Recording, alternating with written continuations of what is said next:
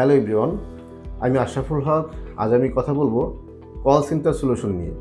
বিশেষ করে call centre সলিউশনে CRM integrate করলে কী ধরনের বেনিফিট পাওয়া যায় সেগুলো নিয়ে আজকে কথা বলবো।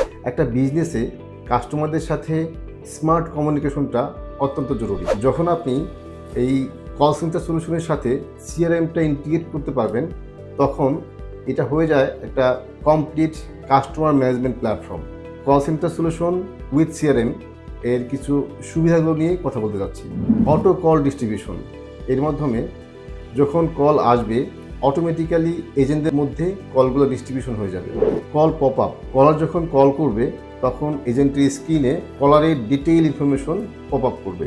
Live call monitoring and Whisper, supervisor যখন কল মনিটর করবে তখন সে একদম রিয়েল টাইম কল শুনতে পারবে এবং চাইলে সে তার এজেন্টকে গাইড করতে পারবে। বাট এক্ষেত্রে কাস্টমার কিছুই বুঝতে পারবে না। এটা একটা বড় সুবিধা।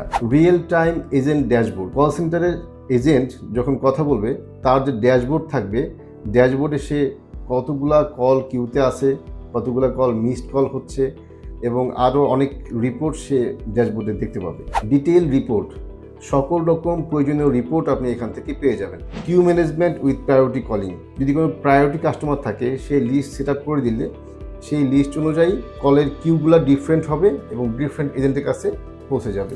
আর একটা গুরুত্বপূর্ণ বিষয় হচ্ছে, আপনি চাইলে এই সিস্টেমটি মোবাইলে অ্যাপের মাধ্যমে, ডেস্কফোন অথবা ওয়েব ব্রাউজারে ইউজ করতে পারবেন।